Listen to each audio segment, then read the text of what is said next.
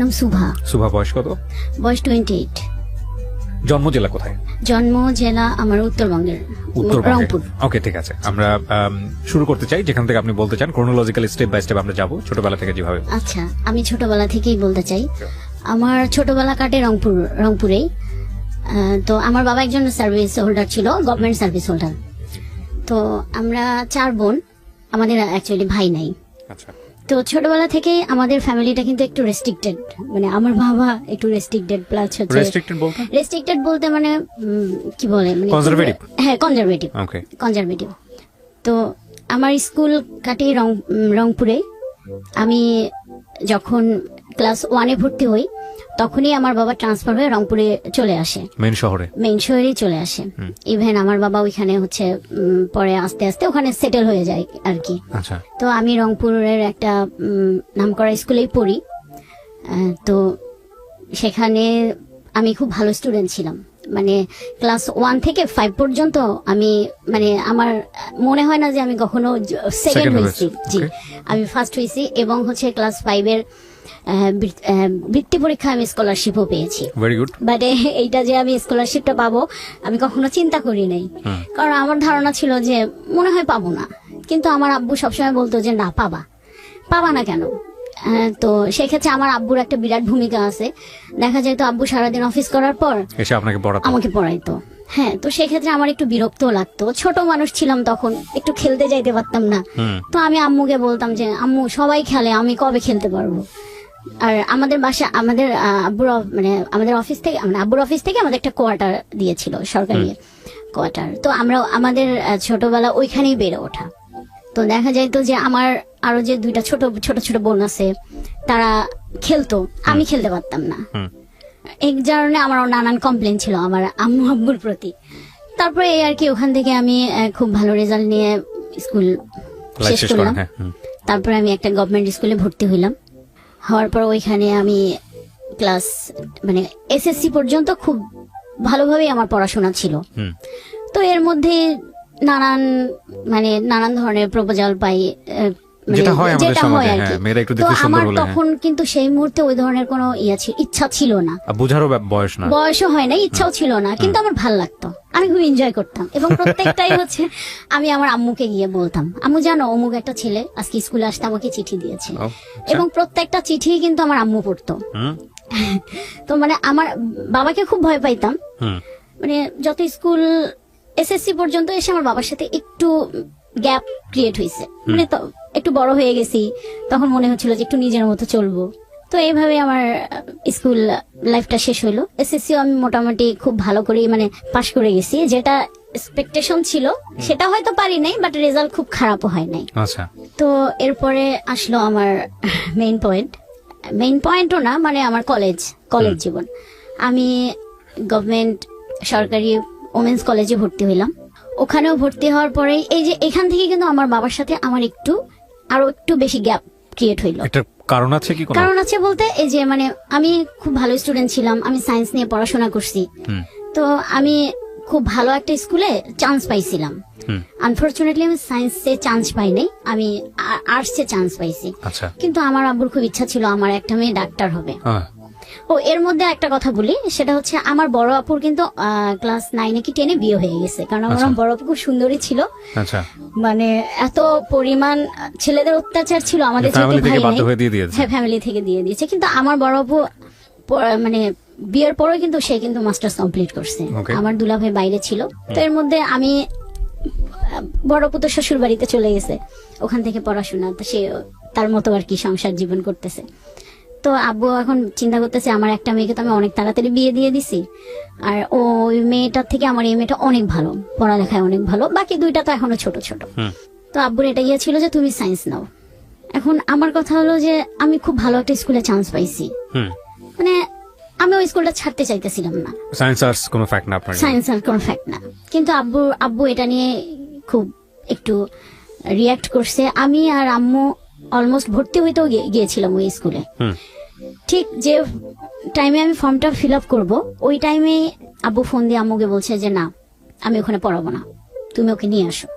আর ছোটবেলা থেকে আমরা যেটা দেখতাম যে আব্বু একটু খুব রাগী, আব্বু যেটা বলতো আম্মু সেটাই করতো, আর আমরা সেটাই করতাম। তা আম্মু আমাকে বললো যে যাই হোক, তোমার বাবা যেটা চাইতেছে সেটাও তো খারাপ না, তুমি একটু চেষ্টা করো, পাবা। কিন্তু আমার কেন জানি ভাইয়া তখন হয়েছিল যে আমি হয়তো সায়েন্সটা নিয়ে পড়তে পারবো না।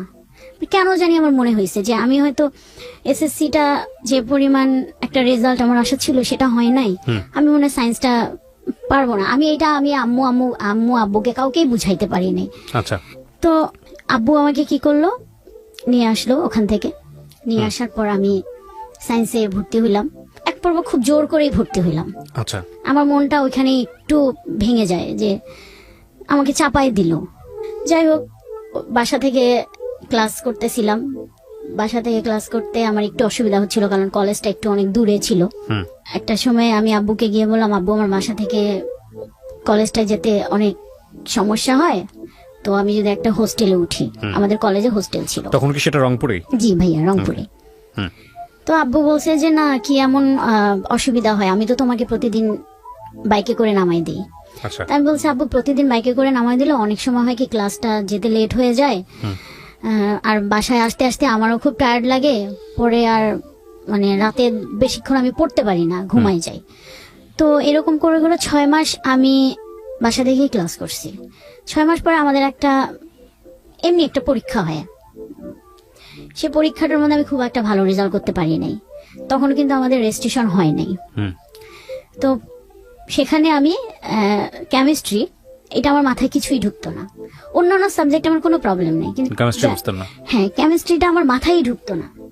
আমি 6 মাস ক্লাস করার পর আব্বুকে বলছি, আব্বু এখনো তো রেজিস্ট্রেশন হয় নাই, আমি কিন্তু চাইলে চেঞ্জ করতে পারি, কারণ আমার মনে হয় যে আমার কেমিস্ট্রিটা একদমই মাথায় ঢুকতেছে না। তো আব্বু বলতেছে না না, সমস্যা নেই, আমি আরো 2টা মাস্টারের জায়গায় আরো 3টা মাস্টার রাখবো। মানে ওনার মেন পয়েন্টটা ছিল আমাকে ডাক্তার বানাবে, যেভাবেই হোক। তো এরকম করে আমি আব্বুকে বুঝাইতে পারলাম না। আমি রেজাল্ট এদিকে খুব একটা ভালো হইল না, হোস্টেলে চলে গেলাম। হোস্টেলে সিট পাইতে অনেক কষ্ট করতে হয়েছে, কারণ অলমোস্ট তখন ফুল, কোনো রুম পাই নাই। তখন আমার ওই হোস্টেলের একজন আমার রিলেটিভ ছিল, আমার সম্পর্কে মামা হয়। আব্বু ওনার সাথে কথা বললো যে আমার মেয়ের তো এরকম আসতে খুব অসুবিধা হয়, আপনি যদি একটা ব্যবস্থা করেন। পরে আব্বুকে বললো যে ভাই, এই মুহূর্তে তো আমরা কোনো রুম দিতে পারবো না, তবে গণরুমে ওকে একটা মানে সিট দিতে পারবো। যখন কোনো একটা রুম খালি হয়ে যাবে, কোনো একটা মেয়ে চলে যাবে, তখন আমরা তাকে সেখানে শিফট করতে পারবো। তো প্রথমে কিন্তু খুব ভালো লাগতেছিল যে হোস্টেলে আসবো, একটা স্বাধীন জীবন, হ্যাঁ, খুবই ভালো লাগতেছিল। কিন্তু যেদিন আব্বু আম্মু আমাকে মানে হোস্টেলে নিয়ে আসার পর আব্বু আম্মু যখন চলে গেল, তখন না মনের ভিতরে একটা মানে বাবা মা যে নাই, থাকবে না কাছে, এটা ফিল করে আমার খুব কান্না পাইলো। পরে আব্বু বললো যে আচ্ছা তুমি কান্নাকাটি করো না, আমার তো অফিস এইদিকেই, আমি যাওয়ার সময় একবার দেখা করে যাব। আর আম্মু তো জানেনি ভাইয়া মায়েরা কি হয়। পরে আব্বুকে বলতেছিল যে মেয়েটাকে জোর না করলেও পারতা। যাই হোক, হোস্টেল জীবন আসলাম। 1 সপ্তাহ খুব খারাপ লাগছে, অ্যাডজাস্ট করতেও খুব কষ্ট হয়েছে, কিন্তু খুব একটা সমস্যা হয় নাই আমার, কারণ আমি আমার স্কুলের কিছু পরিচিত ফ্রেন্ড পাইছি। তো যে কারণে, এবং ওরা মোটামুটি আমার খুব ক্লোজই ছিল, যে কারণে আমার অ্যাডজাস্ট করতে সমস্যা হয় নাই। তো এইভাবে হোস্টেল জীবন কাটতেছিল। একটা পর্যায়ে গিয়ে আমি একটা রুম পাই, এবং ভাই আমার কপালটা এত ভালো, আমি যে রুমটা পাই সেখানে আমার ওই স্কুলের বান্ধবীরাই ছিল। 2 জন ছিল, আর 2 জন, আর একটা মেয়ে ছিল, সে আমাদের স্কুলের না, বাট ওর সাথেও কেন জানি মানে ওই একদিনেই খুব তাড়াতাড়ি আমরা ফ্রি হয়ে গেলাম। হ্যাঁ। তো এরপরে হোস্টেল জীবন খুব মানে ভালোভাবে কাটতেছিল, হাসি কান্না দুষ্টামি, প্রচুর দুষ্টামি করতাম আমি আমার মনে আছে আমি দুষ্টামির জন্য ম্যাডামের মাইরও খাইছি কলেজে পড়ি। তো আবার পড়াশোনা তখন একটু মানে আমি ফিল করতে পারতেছিলাম যে একটু পড়াশোনার বাইরে থেকে আমি চলে যাচ্ছি, কিন্তু ওই যে ছাড়া একটা জীবন পাইছি না, এতদিন তো বাধা ছিলাম এটাতে, ফ্রেন্ডদের সাথে গল্প মজা দুষ্টামি যেটা বলে, এটার কারণে। আর আমার নামে প্রতিদিনই কমপ্লেন ছিল হোস্টেল সুপার ম্যাডাম ছিল, তো ওনাকে আমরা খুব ভয় পাইতাম, মানে উনি আসা মানে ভাই একটা আতঙ্ক। তারপর এইভাবে আমার এসএসসি রেজাল্ট ফার্স্ট টাইমে একটু একটু খারাপ হইলো। HSC or SSC? না এইচএসসি, ইন্টারমিডিয়েট। ইন্টারমিডিয়েট ওকে। প্রথম আমার খারাপ হয়ে গেল। আমি রেজাল্ট বের হইলো, তখন আমি মানে বোর্ড পরীক্ষা খারাপ করলেন? বোর্ড পরীক্ষায় খারাপ আপনি হয়েছে। সেকেন্ড টাইম আবার দিয়েছেন? হ্যাঁ, সেকেন্ড টাইমে আমি আবার দিয়েছি। ওই রেজাল্টটা খারাপ যখনই হইলো তখনই মানে আব্বুর সাথে আবার আরো দূরত্ব বেড়ে গেল। ও কারণ ওকে। আমার থেকে আমার বাবা বেশি কষ্ট পাইছে। হুম। কারণ আমার বাবার খুব ইচ্ছা ছিল যে আমি যদি পাশও করতাম, বাবা যেভাবেই হোক আমাকে মেডিকেলে পড়াইতো, আচ্ছা আচ্ছা, প্রাইভেট হলেও? প্রাইভেটে হলো। এবং রেজাল্ট যখন আসলো, আমরা রেজাল্ট শিট পাওয়ার কিছুদিন পর আমার মার্কশিটটা পাই না, তখন দেখা গেল যে আমি সায়েন্সে মানে সায়েন্সের যে সাবজেক্টটা কেমিস্ট্রি, ওই chemistry? ফেল করছি। হ্যাঁ, ও। বাকিগুলো আমার মোটামুটি ভালোই ছিল। তো আব্বু ডিসিশন নিল আমাকে কেমিস্ট্রিতে আবারই পরীক্ষা দেওয়া হবে। আমি আব্বুকে তখন বলছি, না আব্বু, তাহলে আমি আর পড়াশোনাই করব না, কারণ আমার মাথায় ঢোকে না। আমার যদি না ঢোকে, আমি নিতেই পারতেছি না, তাহলে আমি কিভাবে পড়বো? তখন যাই হোক, আমার আম্মু অনেক বুঝাইলো। আম্মু খুব সাপোর্ট করছে, এখনো আম্মু খুবই সাপোর্ট করে আমাকে। আম্মুর সাপোর্ট করার পর আব্বু একটা সময় বুঝলো, কিন্তু আব্বুর মন থেকে ওটা আসলো না। যাই হোক, আমি পরের বার নতুন করে আবার ভর্তি হইলাম। হিউম্যানিটিস? হিউম্যানিটিস না ভাই, আমি কমার্সে ভর্তি হইলাম। আচ্ছা। তখন আব্বু বললো, ঠিক আছে হিউম্যানিটিস না, কমার্সে তুমি ভর্তি হও। কমার্সে ভর্তি হইলাম। যাই হোক, কমার্সের রেজাল্টও আমার খুবই ভালো হইলো। খুব ভালো বলতে মোটামুটি ভালো। হুম। তারপরে এখন ভার্সিটি পরীক্ষা, অনেকগুলো ভার্সিটির পরীক্ষা দিয়েছি, কিন্তু আমি চান্স পাইনি। ঢাকা ভার্সিটিতে আমি ইংলিশে ফেল করছি, নাহলে আমার অনেক ভালো স্কোর ছিল। ইংলিশে ফেল না করলে আমার মনে হয়ে যাইতো। এইটাতে আব্বু বড় একটা ধাক্কা খাইলো। তারপরে আমি তখন চিন্তা আসলো, আমার সব ফ্রেন্ডরা ঢাকায় ভর্তি হইতেছে, আমি ঢাকায় ভর্তি হব। আব্বুর আগে বললো, আমি তোমাকে আর ঢাকা টাকায় কোনো কিছু নেই না, রংপুরে আমাদের এখানে অনেক মানে রংপুরে আমাদের এখানে ভার্সিটিও আছে, যেটা রোকেয়া বিশ্ববিদ্যালয় এখন হয়েছে, আর খুব ভালো একটা নাম করা জাতীয় বিশ্ববিদ্যালয় আছে। তো বললো যে এই দুইটার মধ্যে তোমাকে আমি একটা ভর্তি করাই দেবো। কিন্তু আমার ওই যে ঢাকায় আসবো, আমি সব ফ্রেন্ডরা ঢাকায় গেছে, ওরা সবাই ঢাকা থেকে বাসায় আসবে, আমার সাথে দেখা হবে, আমি এখানে এখনো পড়ে আছি। কারণ মানে এমনও স্টুডেন্ট ঢাকায় ভর্তি হয়েছে, আমার কাছে ওইটাই মাথার মধ্যে ঢুকছে যে তারা আমার থেকে মানে অনেক খারাপ স্টুডেন্ট ছিল। আমি তো ভালো ছিলাম, আমি কেন ঢাকায় পড়বো না? সে এসে বলবে আমি হচ্ছে ঢাকায় পড়ি, আমার এটা কেমন লাগবে না? এই একটা জেদ থেকে আব্বু আমার জেদের কাছে পারলো না। আর আব্বু বলছে, ঠিক আছে আমি ঢাকায় তোমাকে ভর্তি করাই দিই। তো আমার এক ভাইয়া তখন মার্চেন্ডাইজিং এ পড়াশোনা করে শান্তমরিয়ামে, ভাইয়ের সাথে কথা বললো। আমাদের ঢাকায় তখন মোটামুটি রিলেটিভ থাকলেও মানে ওই রকম কারোর সাথে তেমন কোনো আমাদের যোগাযোগ ছিল না। আমার ওই ভাইয়া ছিল আমার মেজো মামার ছেলে। তো আব্বু ভাইয়ার সাথে কথা বললো। তো ভাইয়া আমাকে বললো, আচ্ছা ঠিক আছে, মানে আব্বুকে বললো যে ঠিক আছে ফুপা, আপনি তাহলে ওকে নিয়ে আসেন, আমি দেখি এখানে ফর্ম। তো আমার আবার ইচ্ছা ছিল ফ্যাশন ডিজাইনিং এ পড়বো। শান্তমরিয়াম? শান্তমরিয়াম। ওকে। তো শান্তমরিয়াম ফ্যাশন ডিজাইনিং এ পড়বো। আব্বু এটাতে রাজি হইলো যে আচ্ছা ঠিক আছে পড়ো, এখন আমি তোমাকে কোনোটাই বাধা দেবো না, তোমার যা ভাল লাগে তুমি পড়ো, কারণ you are out of my track. হ্যাঁ। পরে ফ্যাশন ডিজাইনিং এ পড়বো, এই একটা খুবই মানে এক্সাইটেড। আমি ঢাকায় আসলাম, যেদিন আমি ভর্তি হব ওই দিন আমি ফর্ম ফিল আপ করবো, ঠিক ওই মুহূর্তে আবার আমার বাধা। আমার ওই ভাই আমার বাবাকে বুঝাইলো, না না ফ্যাশন ডিজাইনিং এ মেয়েরা পড়ে না, তো মেয়েরা উচ্ছৃঙ্খল মানে খুবই অধ্যত টাইপের হয়, তো হচ্ছে দরকার নেই, ওকে বিবিএ তে ভর্তি করাই দেন। এই যে আমার বাবার মাথায় ওখানে ঢুকাইলো। আমার বাবা চিন্তা করলো, তাই তো আমাকে ছাড়া ফ্যামিলি ছাড়া থাকবে যদি আমার মেয়েটা এরকম হয়ে যায়। তো আমাকে ওইখানে আব্বু আবার বললো যে না, ফ্যাশন ডিজাইনিং এ পড়া যাবে না, তুমি এটাতেই ভর্তি হও, না হলে তুমি আমার সাথে চলো। কি আর করার, ভার্সিটিতে ভর্তি হইলাম। প্রথম ক্লাস সবকিছুই মিলে খুবই ভালো লাগলো। তো আমাদের ভার্সিটিতে হয়েছে কি ভাইয়া, একটা আমার 5 জনের একটা গ্রুপ হয়েছে। আর আমার না ছোটবেলা থেকে একটা খুব মানে কি বলবো, আমি মেয়েদের সাথে খুব কম মিশতাম, জানি না কেন। মানে আমার ছেলে ফ্রেন্ড ছিল প্রচুর, ছেলেদের সাথে আমি কমফোর্ট, এটা হয় ন্যাচারালি, যার যেটা ভালো লাগে আর কি। হ্যাঁ। তো আমার ওই গ্রুপের মধ্যেও দেখা গেছে যে হচ্ছে মানে মানে আমি আর আমার একটা বান্ধবী আর বাকি 3টা। তো এরকম চলতেছে। এদিকে হচ্ছে মানে ফ্যামিলি থেকে আমার বাবা ওই যে মন খারাপ করার পর আমার সাথে একটু কম কথা বলে, তারপরে জোর করে ঢাকায় আসছি।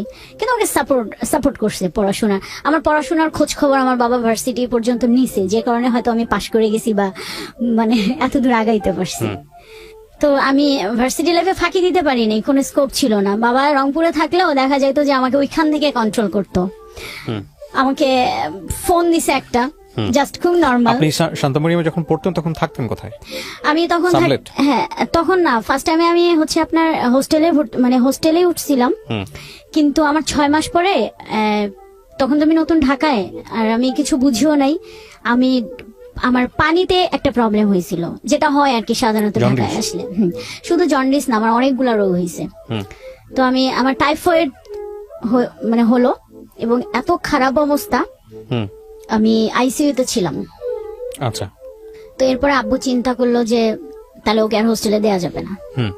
আর তখন আব্বু বললো তাহলে কি করবা, তুমি কি আসবা? আমি বলছি না আব্বু, আমি আসবো না, আমি এখানেই পড়বো। তো আব্বু বললো যে আমরা তো অনেক দূরে, চাইলেও তো যেতে পারি না।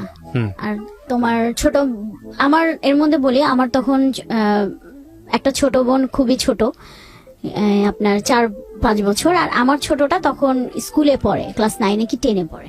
তো দুইটাই ছোট ছোট মোটামুটি। এখন এই দুইটাকে ছেড়ে তো আম্মুর ঢাকায় এসে থাকা সম্ভব না। পরে আম্মু বললো যে তাহলে এক কাজ করি, ওকে একটা সাবলেটে তুলে দেই, কারণ যদি ম্যাচ করে থাকে আমি গিয়ে ওখানে অনেকদিন স্টে করতে পারবো না। তারপরে আমি উত্তরায় ছিলাম ভাইয়া, উত্তরায় একটা বাসায় আমি সাবলেট ছিলাম।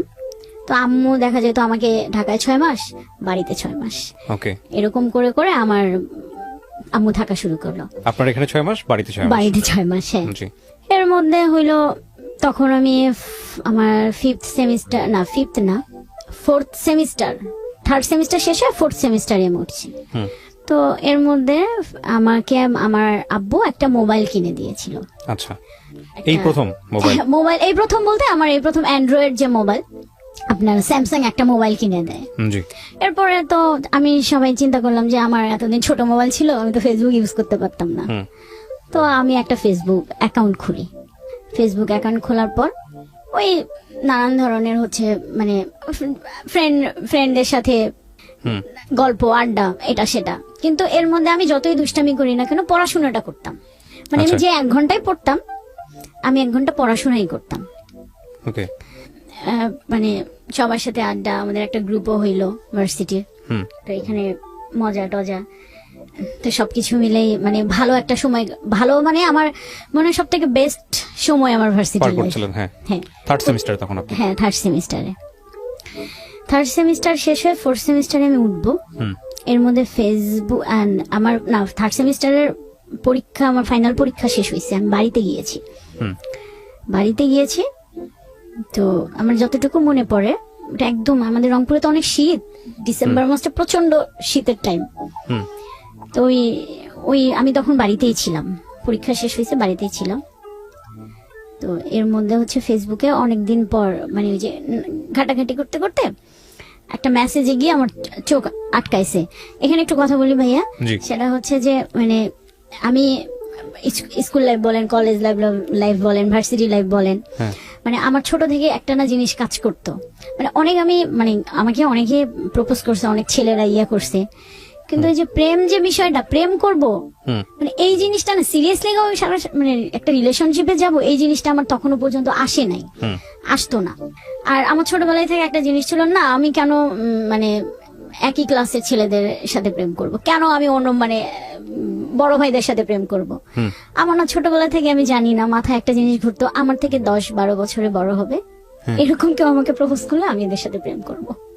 মানে এরকম একটা আমার ছিল, জানি না কেন। তো বাসায় ওই টাইমটায় কোনো কাজ নেই, পরীক্ষা শেষ হয়েছে।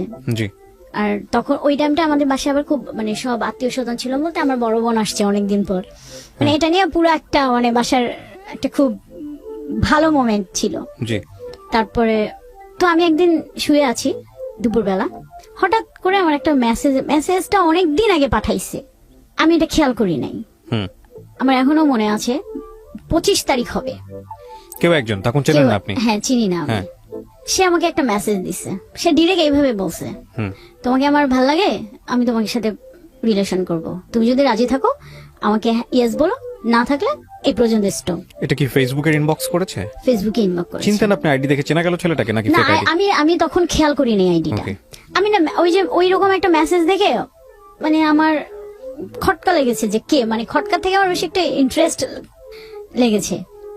মানে কেন লেগেছে, যে সে একদম আমাকে ডিরেক্ট বলছে। তো আমি কিছুক্ষণ চিন্তা করছিলাম, ওইটা নিয়ে চিন্তা করে কি রিপ্লাই দেব। আমি ভাবলাম যে না থাক, এরকম কতজনে কি দেয়, রিপ্লাই দেব না। হুম তো আমি ওই দিন আর রিপ্লাই দেই নাই, কিন্তু আমার মাথার মধ্যে কিন্তু ওই জিনিসটা আছে, হুম কে কে কে না একটু আমি দেখতেই তো পারি। একদিন পর আমি ফেসবুকে মানে তার চিন্তা মানে প্রোফাইলটা গিয়ে আমি ভালো করে দেখতেছিলাম। তো দেখতে মানে প্রথম প্রোফাইল পিকচারটা দেখেই না আমার চোখটা আটকে গেছে। মানে আর আমি বলি আমার খুব লম্বা ছেলেদের প্রতি একটা উইক কাজ করে। ওকে ওকে ছেলেটা না খুব লম্বা, ওকে মানে খুব স্মার্ট, যা হয় কি ছেলেরা স্মার্ট, মেয়েরা যেরকম একটা ছেলে মানে পছন্দ করে আর কি, পছন্দ হ্যাঁ। করে, মানে তাদের হচ্ছে স্বপ্নের নায়ক থাকে না, যে মানে স্বপ্নের একটা চিন্তা করে যে এরকম হবে ওরকম হবে, ঠিক হুম ওরকমই ছিল। তো আমার না দেখে খুব ভালো লাগতেছিল। পর আমি স্ক্রল করে করে আপনার হচ্ছে প্রত্যেকটা ছবি দেখছি, দেখার পর পরে আমি কোনো রিপ্লাই দেই নাই। আমার ভালো লাগছে কিন্তু আমি রিপ্লাই দেই নাই। হুম আমি বলছি দেখি কি করে। ঠিক তার একদিন পরে ছেলেটা দেখি আমাকে আবার টেক্সট করছে, কি ব্যাপার তুমি কিছু জানাইলা না। তখন আমি রিপ্লাই দিয়েছি যে আপনি কি আমার সম্পর্কে জানেন না আপনি আমাকে দেখছেন। হুম তো বলছে যে আমি তোমার সম্পর্কে জানি না কিন্তু তোমাকে আমি দেখেছি, দেখেই আমার ভালো লেগেছে। আচ্ছা তো এরপরে আমি মেসেঞ্জারে বেশ কিছুদিন কথা টথা হয়েছে, বেশ কিছুদিনও না, আপনার 25 তারিখেও পাঠাইছে আর 31 তারিখে গিয়ে মানে ওর সাথে আমার কথা হয়েছে, ফার্স্ট ফোনে কথা হয়েছে। এই কয়দিন শুধু আমাদের মানে মেসেজিং এ কথা হইতো। হুম ও আমাকে নাম্বার দিছে, দিয়ে বলছে যে তোমার মন চাইলে তুমি আমাকে ফোন দিও। এর মধ্যে ছেলেটা সম্পর্কে আমি জেনে নিছি যে সে কোথায় থাকে, তার বাসা ঢাকা। সে তখন একটা কোম্পানিতে জব করে, পড়াশোনা শেষ হয়ে গেছে।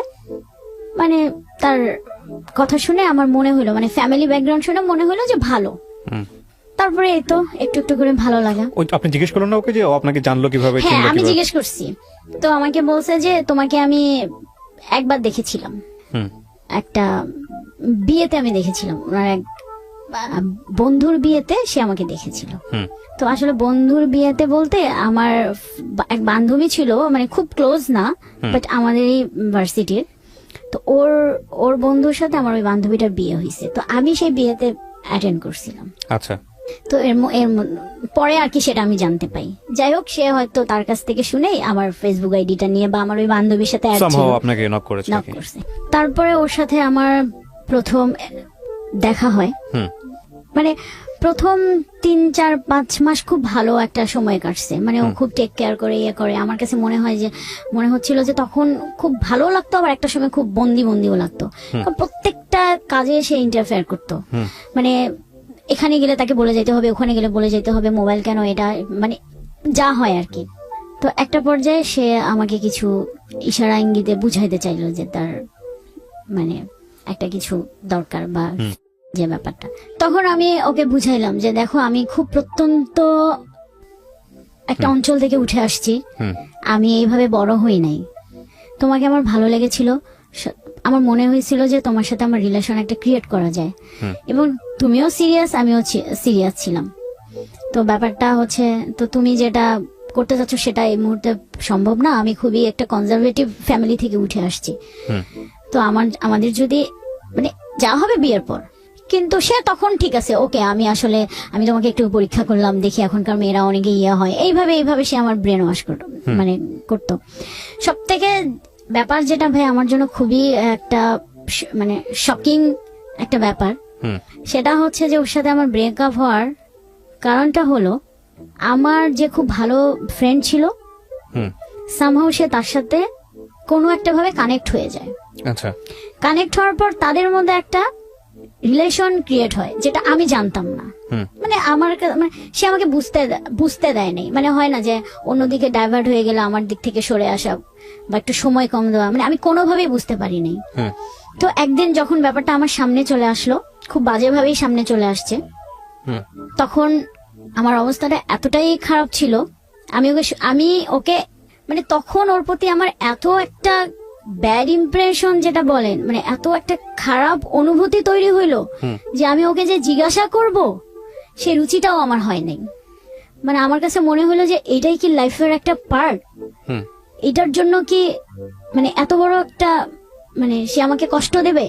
ওই যে ওইখান থেকে আমার মাথার মধ্যে একটা ইয়ে ঢুকছে যে এটাই বুঝি লাইফের একটা পার্ট, ভালোবাসা কিছু না। আমার তো কোনো কমতি ছিল না, কিসে কমতি, এটাই আমার সবসময় মনে হইতো।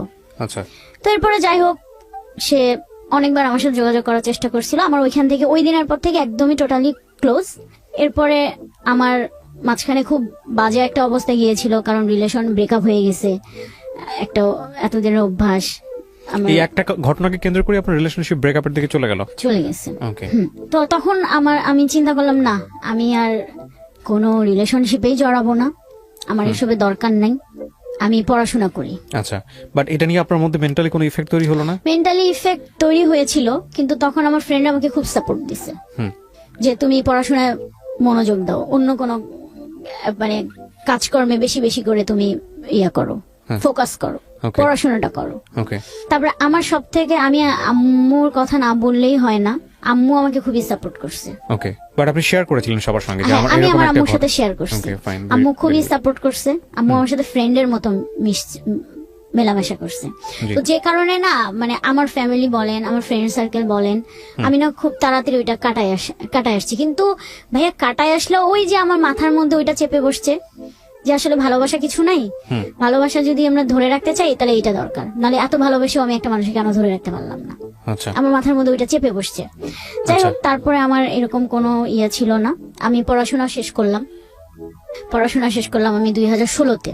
হ্যাঁ, আমার বিবিএ শেষ হয়ে গেল। ওকে, এর মধ্যে আমি মানে জব সার্চ করতেছিলাম যে পড়াশোনা তো হয়ে যায়, আমি একটা জব সার্চ করি। ওকে, তো জব সার্চ করতে করতে সামহাও আমি একটা জবে ঢুকে পড়ি। ওকে, ওখানে আমার জব ভালোই চলতেছিল, আমার কোনো মানে অন্য কোনো প্রবলেম ছিল না, মানে রিলেশনশিপ এগুলো ধরনের কোনো প্রবলেম নাই। ফ্যামিলির সাথে আমার আন্ডারস্ট্যান্ডিং ভালো, আমার ফ্রেন্ডদের সাথে আমার আন্ডারস্ট্যান্ডিং ভালো, এই যে দুষ্টামি মজা ফ্যামিলি ফ্রেন্ড, খুবই ভালো একটা জীবন আমি পার করতেছিলাম। ওকে প্রিয় শ্রোতা, ছোট্ট একটা বিরতি নেবার আগে আপনাদের সবার জন্য বলছি, ঢাকা এফএম এর আরো একটি ইউটিউব চ্যানেল যেখানে আপনারা আমাদের এই অনুষ্ঠানগুলোর ভিডিও কন্টেন্ট দেখতে পাবেন। আপনারা সবাই চ্যানেলটি সাবস্ক্রাইব করুন। আমাদের চ্যানেলটির ঠিকানা হচ্ছে www.youtube.com/iloveDhakaFM। আমার এই অনুষ্ঠানগুলোতে যদি আপনি অংশগ্রহণ করতে চান, আমাদেরকে ফোন করবেন। আমাদের ফোন নাম্বারটি হচ্ছে 09611904904। আমি আবারও বলছি 09611904904। ওকে, ছোট্ট একটা বিরতি। জীবন গল্প, জীবন গল্প, জীবন নাটকের চেয়েও নাটকীয়।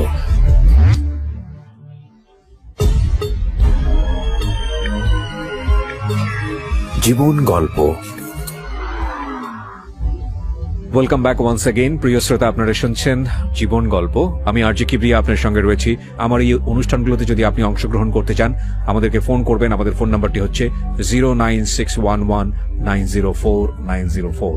আমি আবারও বলছি 09611904904।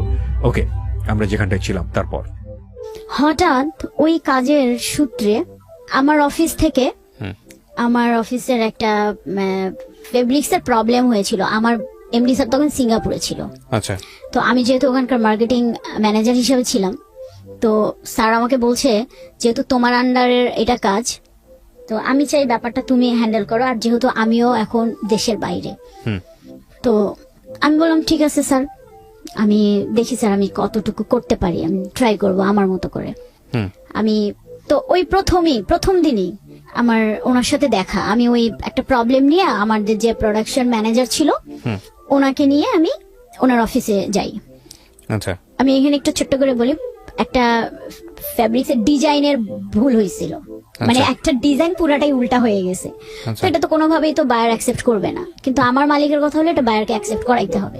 আচ্ছা, কিভাবে করাবা, কোন মানে ব্রেন খাটাইলে বুদ্ধি দিয়ে এটা তুমি চালাইতে পারবা, কারণ এখানে আমার অনেক প্রফিট লস হয়ে যাবে। আচ্ছা, তো এটা হচ্ছে তুমি ম্যানেজ করো, আমি মনে করি তুমি পারবা। ওকে, তো আমি ওইটা নিয়ে ওনার সাথে কথা বললাম, ফোনে কথা বলি ফার্স্ট টাইমে। অ্যাজ ইউজুয়াল স্যার, অ্যাকচুয়ালি যা হবার হয়ে গেছে, একটু দেখেন স্যার কোনোভাবে ম্যানেজ করে। আমি ওনাকে চাচ্ছিলাম যে কনভিন্স করে ম্যানেজ করে উনি বায়ারকে কনভিন্স করুক, আমার জিনিসটা যেন শিপমেন্ট হয়ে যায়। হুম নাহলে আমার কোম্পানি সত্যি একটা খুব বড় একটা লস খেয়ে যাবে। হুম পরে উনি বললো আচ্ছা আপনি এক কাজ করেন। আর সব থেকে মজার ব্যাপার হলো উনি আমাকে যতই বুঝাইতেছিল ডিজাইনটা, আমি ঠিক তার উল্টা বুঝতেছিলাম। আচ্ছা একটা পর্যায়ে উনি খুবই বিরক্ত। উনি আমাকে বললো তুমি ইয়া করো, আপনি ইয়া করেন, আপনাকে ফোনে আমি বুঝাইতে পারবো না, আপনি আপনার টিম নিয়ে আমার অফিসে চলে আসেন। আচ্ছা আমি পরে বললাম ঠিক আছে স্যার, তাহলে আমি আজকে আর যাবো না, কালকে একদম সকালে আমি আপনার অফিসে চলে যাই। ওকে আমি ওনার অফিসে চলে গেছি, মানে ওনার অফিসে যাই, আমি আমার টিম নিয়ে বসে আছি। তো সব এখানে একটা মজার কথা বলি, ওনার যে নাম ওই নামে ওই অফিসে আরো 4 জন। ওকে আমি রিসেপশনে বসে আছি, আমি তো তখন পর্যন্ত ওনাকে দেখি নাই, হ্যাঁ। আমার সামন দিয়ে উনি ঘুরপাক করতেছে। হ্যাঁ আমি যে রিসেপশনে বলছি যে আমি মানে ওনার নাম বলছি যে আমি অমুক স্যারের সাথে দেখা করতে আসছি, হুম তো ওনারা আমি এখানে একটা ছোট্ট ভুল করি, মানে আমি ওনার পুরা নামটা বলি নাই, না বলে জাস্ট একটা নামের পার্ট বলছি। তো যে কারণে ওই নামের পার্টটাই অফিসের আরো 3-4 জন আছে। হুম তো উনি রিসেপশন থেকে আমাকে কনফার্ম করলো, ম্যাডাম আপনি একটু বসেন, স্যার তো বাইরে গেছে, স্যার আসতে একটু লেট হবে। আমি বসে আছি কিন্তু যে যার কাছে আমি গিয়েছিলাম সে আমার সামন দিয়ে ঘুরপাক করতেছিল, মানে উনিও আমাকে খুঁজতেছিল যে কি ব্যাপার, ওনার আসার কথা ছিল, উনি এখনো কেন আসতেছিল না। তো এরকম করে 1 ঘন্টা চলে গেছে। যাওয়ার পর উনি আমার সামনে আসছে, আচ্ছা এসে আমাকে জিজ্ঞাসা করছে যে আমার যদি খুব ভুল না হয় তাহলে আপনি কি সুভা? তো আমি চেয়ার থেকে মানে উঠে দাঁড়ায় ওনার মুখের দিকে তাকায় আছি, এমন ভাবে তাকায় আছি মানে আমি কি বলবো। পরে আমি খুব আস্তে করে বললাম যে জি স্যার আপনি। বলছে যে আপনি তো আমার কাছেই আসছেন। আমি আর কি বলবো ভাইয়া, লজ্জায় মানে মাথা একদম নিচু করে ফেলছি। বলছে যে আপনি কি বলছেন রিসেপশনে? আমি বলছি স্যার আমি অ্যাকচুয়ালি এটা বলছি। পরে বললো আচ্ছা আমার ঠিক আছে সমস্যা নেই, এটা হইতেই পারে, এই নামে 4 জন আছে তো ওরা বুঝে নাই। হুম যাই হোক আমরা আমাদের ওই প্রবলেম নিয়েই কথা বলতেছিলাম, উনি খুব হেল্প করছে ওই ব্যাপারটায়। আচ্ছা আমি বললাম যে স্যার এটা একটু দেখেন, আপনি কোনোভাবে বায়ারকে যদি এটা শিপমেন্ট করাইতে পারেন তাহলে আমাদের খুবই প্রবলেম হয়। পরে আমার টেকনিশিয়ান যে ওখানে ছিল তাদের টেকনিশিয়ান মিলে আমরা ওইখানেই আর কি বুদ্ধি পরামর্শ করতেছিলাম যে কিভাবে এই জিনিসটাকে আমরা সলভ করি। পরে উনি বললো যে দেখেন এইভাবে করতে পারেন, সেক্ষেত্রে হচ্ছে মানে যদি আর কি ওয়াশে যদি আমার জিনিসটা ফেসে না যায় আমার কোনো প্রবলেম নেই, ফেসে গেলে আমার প্রবলেম, কারণ আমার ওটা আমি শিপমেন্ট করতে পারবো না, বায়ার নেবে না। আর সব থেকে বেটার হয় আপনি এখনই যান, আপনি ডিরেক্ট বাইং অফিসে চলে যান, আমি নাম্বার দিতেছি, দেখেন উনি কি করতে পারে। ওকে পরে আমি সাথেই আর এর মধ্যে উনি বললো যে আমি তাহলে আমার অফিসে ডিএমডি স্যারের সাথে কথা বলি, যেহেতু আপনি একটা মেয়ে মানুষ আসছেন। তারপরে ভাইয়া আমি সাথেই চলে গেলাম ওই বাইং অফিসে, ওনার সাথে দেখা করলাম, কিন্তু ওখানে গিয়ে খুবই একটা আশানুরূপ রেজাল্ট হইল না। খুব মানে মন খারাপ একদম আমার, আমি বাসায় চলে আসলাম। এর মধ্যে তো আমার বস কি হইলো আমি কিচ্ছু জানি না, দোষ টাকার। আমি বলছি স্যার দোষটা আসলে কারোই না, আবার মানে আমাদেরই। পরে বললো তাহলে আপনি দেখেন কি করবেন, না হলে কি আর করা, হয়ে গেল লস, যদি হয়ে যায় আমার তো কিছু করার নাই, কিন্তু যতক্ষণ পারবেন চেষ্টা চালাই যান আপনার দিক থেকে। পরে আমি ওই স্যারকে আবার ফোন দিলাম যে স্যার আমার তো পারলাম না, স্যার আপনি প্লিজ দেখেন কি করেন। তখন উনি আমাকে আর ওদের ওই মুহূর্তে কিন্তু কোনো সময়ও নেই, কারণ শিপমেন্টের অল্প কিছুদিন বাকি আছে, নতুন করে আবার ডেভেলপমেন্ট করা, স্যাম্পলিং করা, মানে আরো 15 থেকে 20 দিনের ব্যাপার, যেটা ওদের আর নাই কিন্তু সময়। পরে আমি এক পর্যায়ে বললাম যে স্যার তাহলে যদি না হয় তাহলে আর কি করার, আপনি এটা অর্ডার ক্যান্সেল করে দিয়ে আপনি অন্য কারো কাছ থেকে নিতে পারেন। তখন বললো যে না এটা কোনো তো সলিউশন না, এখন এই আমার সময় হাতে মাত্র 4-5 দিন আছে আমার শিপমেন্টের, আমি এখনো কিছুই শুরু করি নাই, আমার কাটিং এর লোকজন বসে আছে, লাইন বসে আছে, আপনি এসব কি উল্টাপাল্টা কথা বলেন। আমি বলছি তাহলে এটাই নিতে হবে, আমার কোনো উপায় নেই, আমি নতুন করে আর আপনাকে প্রোডাকশন করে দিতে পারবো না, তা আপনি যেখানেই নেন না কেন, আমার কাছ থেকে নেন অন্য কারো কাছ থেকে নেন, আপনাকে মিনিমাম 25 দিন সময় লাগবে। বলছে না আমার পক্ষে সম্ভব না। পরে যাই হোক ওনারা বলছে দেখি আমি কি করতে পারি। ওনারা ওনাদের অফিস সে ওনার স্যার ওনার ম্যাডাম এদের সাথে আলোচনা করলো। আমাকে পরের দিন বিকালবেলা আমাকে ফোন দিয়ে বললো যে আপনি এক কাজ করেন, আপনি ফেব্রিক্সটা পাঠিয়ে দেওয়ার ব্যবস্থা করেন, ওকে কিন্তু এখানে আপনি আমাকে একটা মেইল দেন, আর এটা আমি আপনাকে মেইলের রিটার্ন মেল দিচ্ছি, এবং এখানে লেখা থাকবে যেটা আপনার যে পেমেন্টটা সেটা আপনি শিপমেন্টের পর পাবেন। আচ্ছা, তার আগে আপনি কোনো পেমেন্টের জন্য ঝামেলা করবেন না, কারণ এই মালটা মানে এই প্রোডাক্টটা ফেব্রিক্সটা আপনার হচ্ছে জার্মানি যাবে, ওইখান থেকে কাস্টমার কিরকম সেল হয় সেরকম তারা ওয়াশ করবে, তারপরে তো তারা যদি চলে তাহলে আমরাও পেমেন্ট পাবো, আপনিও পাবেন। মিনিমাম 6 থেকে 7 মাস সময় লাগবে। এর আগে কোনো ফোন টোন কিন্তু দিয়ে না, আমি দিতে পারবো না। তা বলছে আচ্ছা ঠিক আছে স্যার, সমস্যা নাই, আপনাদের সাথে তো আমার র্যান্ডমলি কাজ হয়, একটা পেমেন্ট আচ্ছা 6-7 মাস আটকা থাকলেও প্রবলেম নেই, কিন্তু আমার লস হইলো না। এরপরে আমি আমার মতো 3-4 মাস তার সাথে আমার কোনো যোগাযোগ নেই, টোটালি কোনো যোগাযোগ নেই, কোনো ফোন না, কিছু না। হঠাৎ একদিন আমি বলি, তারিখটা আমার মনে আছে, 25 তারিখ ডিসেম্বরের 25 তারিখ 2017 সাল। আমাকে ডিসেম্বরের 25 তারিখে আপনার বড়দিন আর কি, তো আমাদের যেটা নিয়ম থাকে প্রত্যেকটা ক্লায়েন্টদেরকে আমরা উইশ পাঠাই বড়দিনে। তো আমি ওই একটা টেক্সট সিলেক্ট করে সবাইকে ওইটাই ফরওয়ার্ড করে দিই। হ্যাঁ, তো ওনাকেও আমি পাঠাইছি। তারপরে না আমার কিছুক্ষণ পর উনি দেখি আমাকে রিপ্লাই দিল। রিপ্লাই দেওয়ার পর আমাদের মধ্যে কথা হচ্ছে। আমার তখন আমার একটা ছবি ছিল হোয়াটসঅ্যাপের যে প্রোফাইল পিকচারটা, ওই প্রথম উনি আমার দিকে, ওই ছবিটাতে উনি আমার দিকে ভালো করে তাকায়। আমাকে কিছুক্ষণ পর সে খুব মানে অদ্ভুত একটা কোশ্চেন করছে, আমার কাছে যদিও এটা অদ্ভুত লাগে, জানি না দর্শকদের কাছে কেমন লাগবে। আপনি কি ওই মেয়েটা যে মেয়েটা আমার অফিসে আসছিলেন? মানে আমি প্রশ্নটা শুনে একটু অবাক। আমি আস্তে করে রিপ্লাই দিলাম, জি স্যার আমি ওই মেয়েটা। আপনি পাঠিয়েছিলেন? আমি রিকোয়েস্ট পাঠিয়ে নেই, উনি পাঠাইছে। মানে উনি মানে না, এটা ফেসবুকে না তো ভাইয়া, এটা হোয়াটসঅ্যাপের কথা বলি। হোয়াটসঅ্যাপে আমি যে মেসেজটা করছিলাম না, এরপর থেকেই উনি আমাকে রিপ্লাই, এবং আমার যে হোয়াটসঅ্যাপে ছবিটা দেওয়া ছিল সেটা উনি ফার্স্ট ওই দিনে আমাকে নোটিস করে ওই ছবিটাতেই, এবং নোটিস করার পরে আমাকে এই টেক্সটটা করে। পরে আমি ওনাকে রিপ্লাই দেয়, জি। বলছেন না, হতেই পারেন না। আমি বললাম যে কেন? বলছেন না, হতেই পারে না, এত ডিফারেন্ট হয় একটা মানুষ কিভাবে। এই যে ওইখান থেকে এই একটা ইস্যু নিয়ে ওইখান থেকে আমাদের মানে কথা, ফেসবুকে চ্যাটিং, তখন পর্যন্ত আমরা ফোনে কথা বলিনি।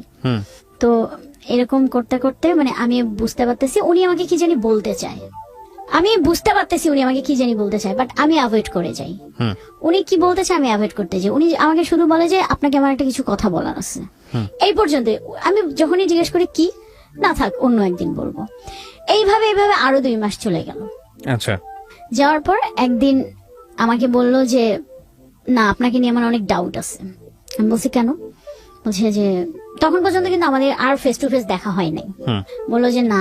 আমি বলছি কেন, আমাকে নিয়ে আপনার কি ডাউট? বলছে আপনি এই মেয়েটা হইতে পারেন না। তো আচ্ছা, যদি এই মেয়েটা হন তাহলে এক কাজ করেন, আপনি আমার অফিসে চলে আসেন। আমি তখন বললাম আমি অফিসে যাব, আমার অফিসে যাওয়ার তো একটা রিজন লাগবে। বলছে কোনো সমস্যা নাই, আমি আপনাকে মানে আপনার বসকে সিসিতে রেখে আমি একটা আপনাকে মেইল পাঠাই। ওকে, তাহলে তো এটা আপনার বস দেখলেই তো আপনি তো একটা কারণ পাবেন। তো উনি তাই করলো। আমি এর মধ্যে কিন্তু আমাদের টুকটাক প্রতিদিনই কথাবার্তা হয়, রাতেও চ্যাটিং হয়। তারপরে আমি যাই পরের দিন, তো স্যার আমাকে ডেকে বলো যে এরকম তো উনি একটা মেল দিয়েছে, দেখো তো কি প্রবলেম। পরে আমি পরের দিন অফিসে গেলাম।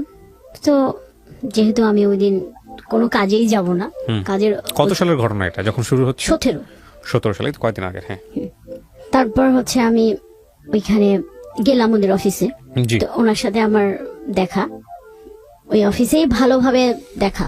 প্রথম উনিও আমাকে ভালোভাবে মানে খেয়াল করছে, আমিও ওনাকে ভালোভাবে খেয়াল করছি।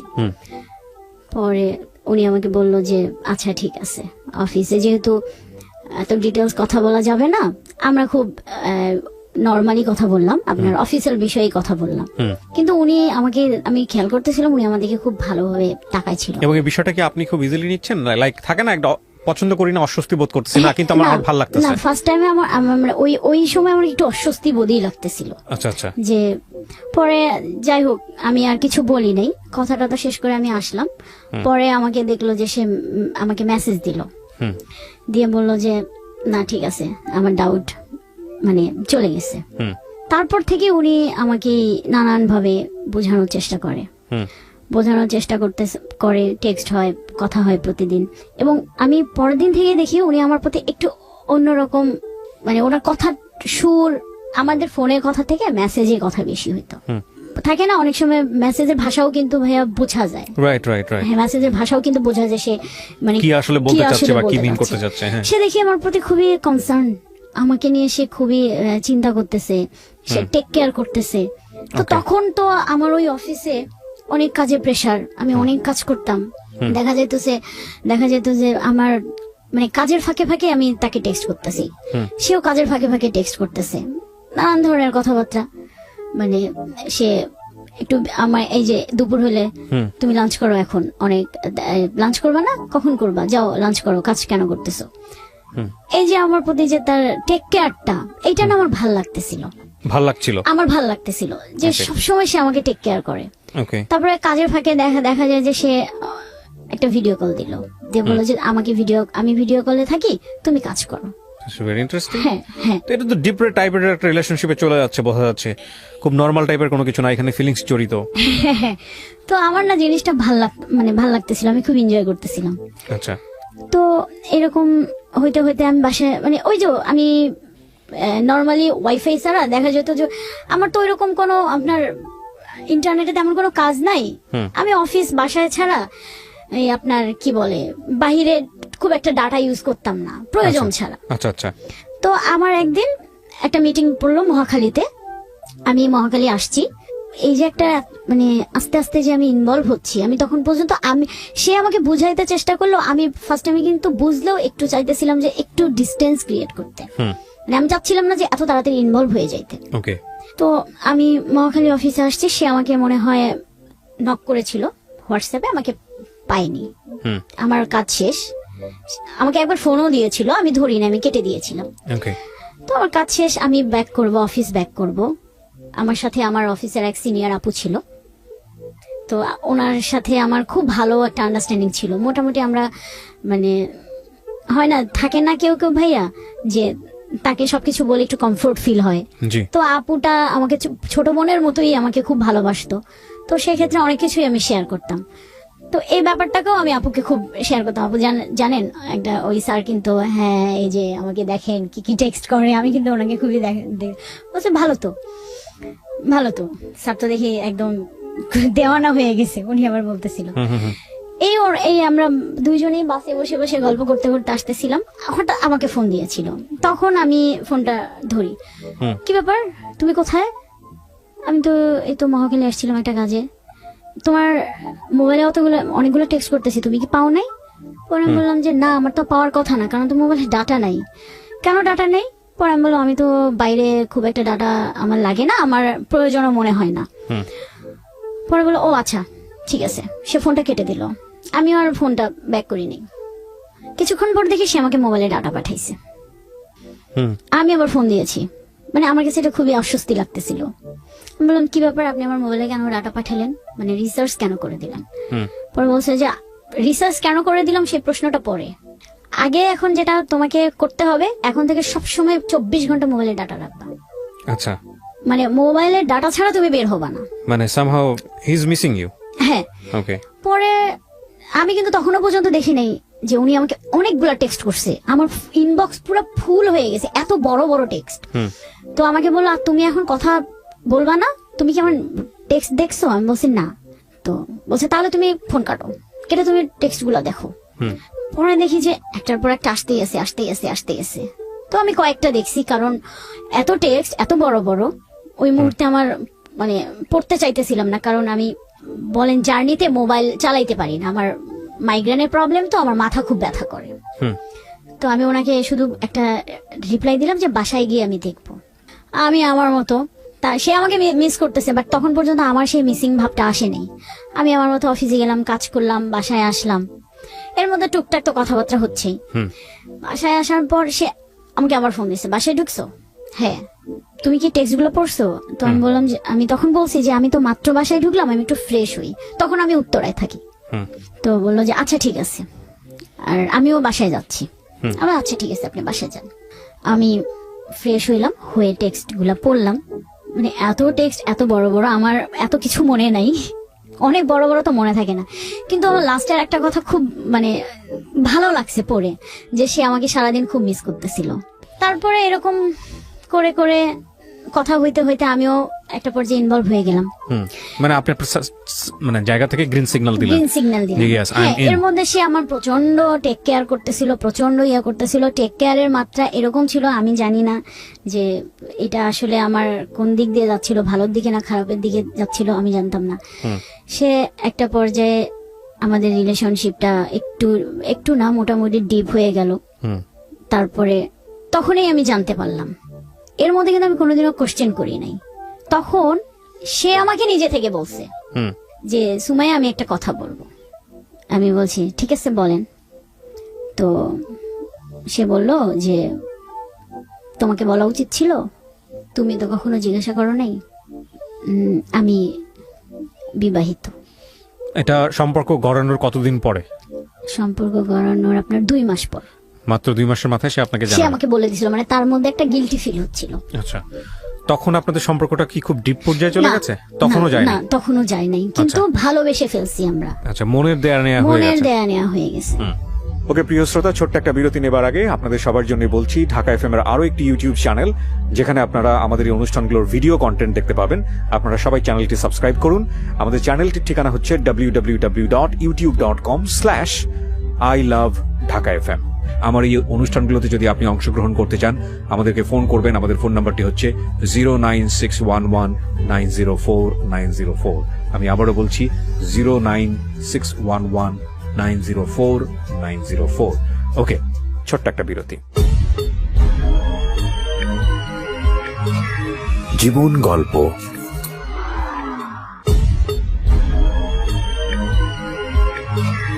জীবন গল্প। Welcome back once again. প্রিয় শ্রোতা, আপনারা শুনছেন জীবন গল্প। আমি আরজে কিবরিয়া আপনার সঙ্গে রয়েছি। আমার এই অনুষ্ঠানগুলোতে যদি আপনি অংশগ্রহণ করতে চান, আমাদেরকে ফোন করবেন। আমাদের ফোন নাম্বারটি হচ্ছে 09611904904। আমি আবারও বলছি 09611904904। ওকে, আমরা যেখানটায় ছিলাম তারপর। তখন আমি মানে ওইটা শোনার পর স্বভাবতই আমি আপসেট। ডেফিনেটলি। আমি তখন আর কোনো কথাই বলি নাই। মানে তখন না আমার মনে হচ্ছিল যে মানে এইবারও কি আমার সাথে এরকম হবে, কেন? তখন ফোনটা আমি কেটে দিয়েছি। তো কিছুক্ষণ পরে ও আমাকে মেসেজ দিছে যে আমি একে বিশ্বাসী, আমাদের আল্লাহ তাআলা এক, আমার একজন ওয়াইফ, কিন্তু সামহাউ আমি তোমাকে কেন জানি আমি ভালোবেসে ফেলছি। কিন্তু তুমি আমাকে ট্রাস্ট করতে পারো যে আমি তোমার ক্ষতি করব না। মানে যা যা হয় আর কি, একটা মানে আমাকে কনভিন্স করলো আর কি, যা যা যেভাবে কনভিন্স করা দরকার। পরে আমি তখন বললাম যে তাহলে এক কাজ করি, আমরা আপনি আমাকে ফেসবুকে রিকোয়েস্ট পাঠান। মানে আমি দেখতে চাচ্ছিলাম যে সে আদৌ ম্যারিড কিনা। তারপর ফেসবুকে রিকোয়েস্ট পাঠাইলো। ভাইয়া আমি কি বলবো, আমি মানে দেখার পর বিশ্বাস করতে পারতেছিলাম না। কেন বিশ্বাস করার মধ্যে মানে কেন বিশ্বাস করতে পারতেছিলাম না যে আমাকে কেন আগে বলে নাই। আর তারপরে আমি আইডিতে কি পেলেন আপনি? ওয়াইফের সঙ্গে ছবি, বাচ্চাদের, বাচ্চা আছে?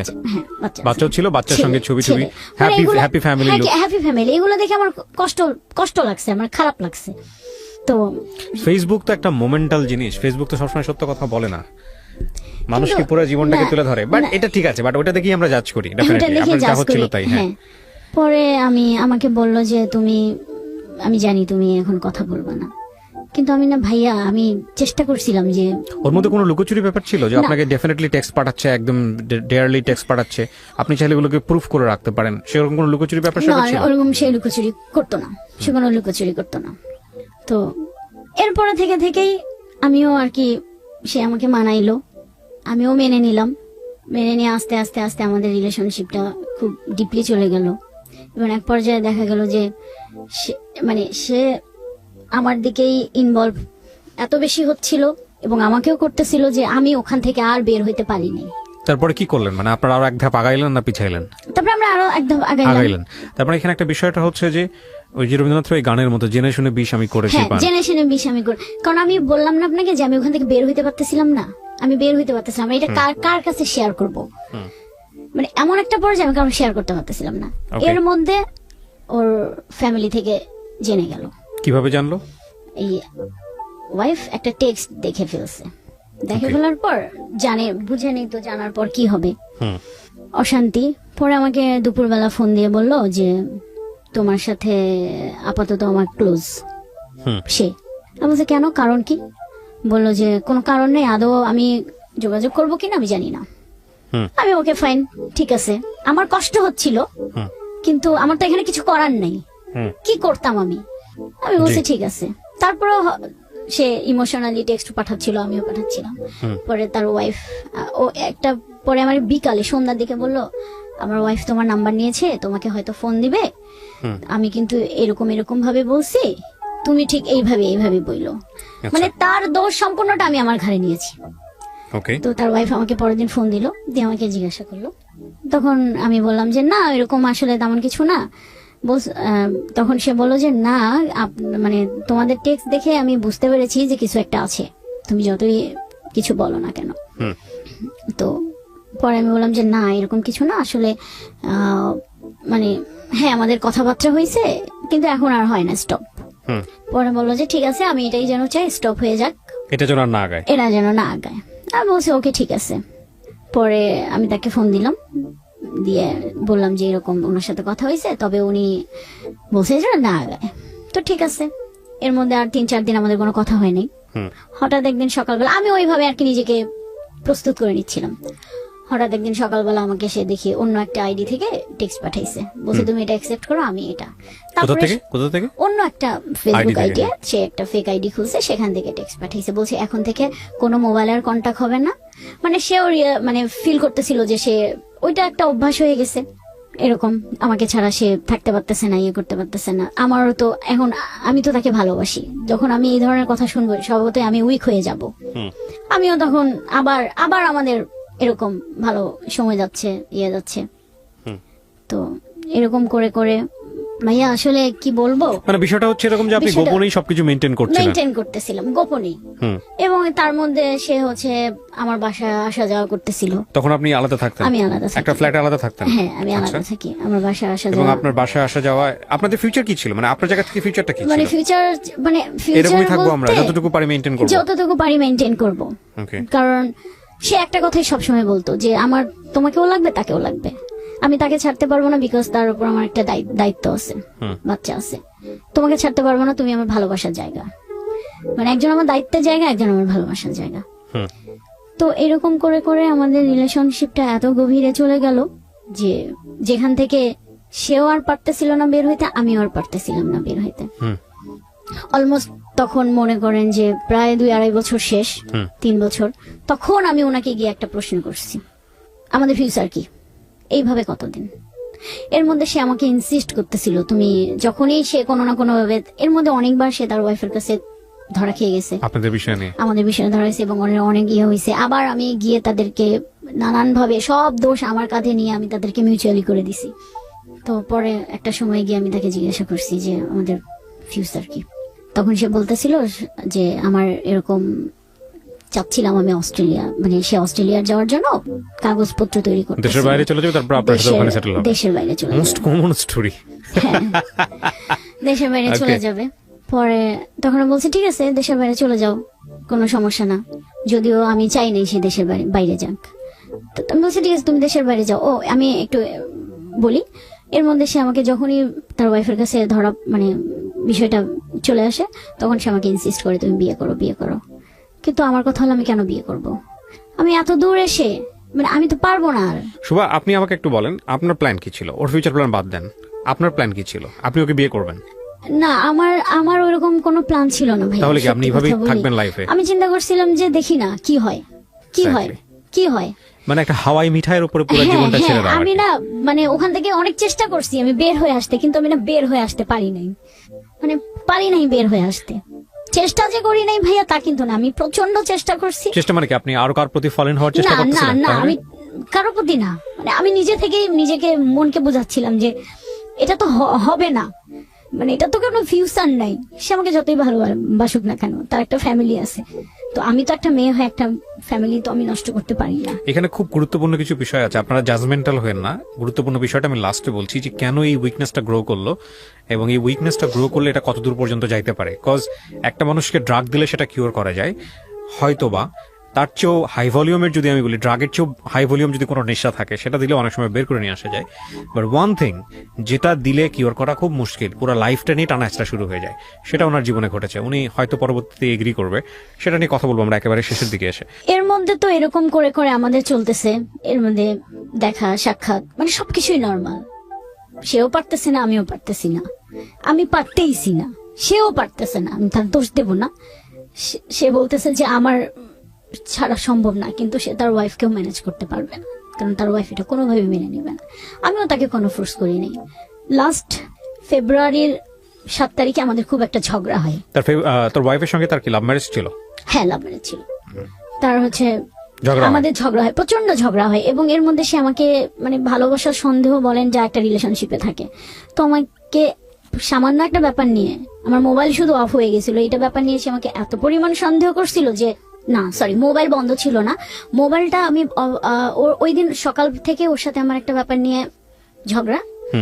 আমি ওর সাথে আর কোনো কথা না বলে অফিস থেকে বাসায় আসছি। বাসায় আসার পর আপনার আমি ফ্রেশ হয়ে বাইরে গিয়েছি, এই দোকানে গিয়েছিলাম, দোকানে গিয়েছি।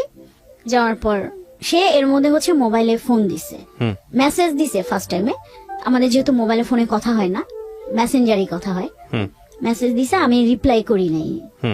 পরে সে ফোন দিছে, 3-4 বার ফোন দিছে, আমি তো বাসায় নাই। তা আমি হচ্ছে মানে মোবাইলটা পিক করব কিভাবে? তো সে আমার মোবাইলে একটা অ্যাপস ইনস্টল করে রাখতো সব সময়। আমি কোথায় যাই কি করি, সে ওই অ্যাপসটার মাধ্যমে কিন্তু ফ্রন্ট ক্যামেরা চাইলে মানে আমার ডিভাইসটা সে কন্ট্রোল করে। ও মানে আপনি কি করতেছেন না করতেছেন সব সময় সে আমাকে দেখে। আচ্ছা। তো সে তখন মনে হলো যে সে যদি বাসায়, তার এটা মনের সন্দেহ, সে কোথায় গেছে, বাসায় যদি থাকতো সে তো আমার ফোন ধরতো। তো সন্দেহ থেকে সে কি করলো? সন্দেহ থেকে সে ওই অ্যাপসটা ওপেন করে ওই ফ্রন্ট ক্যামেরা দিয়ে দেখলো যে না, আমি তো বাসায় নেই, লাইট অফ, মানে লাইট অফ বা হচ্ছে আমি বাসায় নেই। ও বুঝতে পারলো আমি বাসায় নেই। কিছু মানে ও ওইটা সবসময় ওপেন করে ধরে বসেছিল যে আমি কি করি। আমি তখন পর্যন্ত কিন্তু জানি না এই অ্যাপসের এই কাজ। আমি অনেস্টলি বলি, আমি ওই ঝগড়ার পরেই আমি জানতে পারছি। একটা জানি যে অ্যাপস একটা ইনস্টল আছে, কিন্তু সে কখনো বলে না যে অ্যাপস দিয়ে কি হয়। আচ্ছা, ট্র্যাক করেছে আপনাকে? ট্র্যাক করে, সবসময় ট্র্যাক করে, সবকিছুতেই ট্র্যাক করে। আমি আসলাম, বাসায় আসলাম, আসার পর দেখি অনেকগুলা টেক্সট দেখেই তো আমি বুঝতে পারছি যে আজকে কি হবে, পরিণতি খুবই খারাপ আছে। আমি একদম চুপ, আমি চুপচাপ, যে আমাকে এখন সে পকাচাকা করবে, আমাকে এগুলা শুনতে হবে, নাহলে হচ্ছে ঝগড়া, কথা বলেই ঝগড়া বাড়বে, আমি চাই নাই ঝগড়া বাড়াইতে। পরে দেখি সে আমাকে অনেকগুলা টেক্সট করলো, বললো যে আমি খুব ঠান্ডা মাথায় ডিসিশন নিলাম, আমি আর রিলেশন কন্টিনিউ করবো না। Okay fine. আমি ওকে জিজ্ঞেস করলাম যে এটা ঠান্ডা মাথায় বলছো তো? পরে যেন এটা, কারণ এর আগে বহুবার তুমি আসছো, আমি গেছি, এরকম আমাদের ঝগড়া হয়েছে। পরে বলছে না, এটা আমি একদমই ঠান্ডা মাথায়।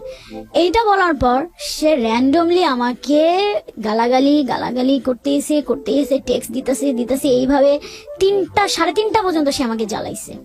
একটা পর্যায়ে গিয়ে আমার মানে এত মানে অসহ্য বোধ লাগছে যে না, আমি মানে যাই হোক, আমি এবার স্ট্রং মেন্টালি এবং হচ্ছে আমার মনের দিক থেকে আমি স্ট্রং, আমি আর এটা কন্টিনিউ করবো না, কারণ এত অসম্মান নিয়ে তো আমি থাকতে পারবো না। আমি তো একটা ভুল করছি, তার মধ্যে যদি আমাকে এরকম মেন্টালি প্রেসার করে, মানে প্রেসার দেয় সবসময়, যেটা আমাকে দিয়ে আসছিল। আমার ওর সাথে রিলেশন হওয়ার পর থেকেই আমার ফ্রেন্ড সার্কেল বলেন টোটালি তাদের সাথে আমি ডিটাচড। কারোর সাথে আমার কোনো ছেলে মানুষ বলেন, কোনো অফিস কলিগ, মানে কারোর সাথে সে কথা বললেই মানে সে এত পজিটিভ হয়ে যেত, এত মানে এগ্রেসিভ হয়ে যেত। বুঝতে পেরেছি।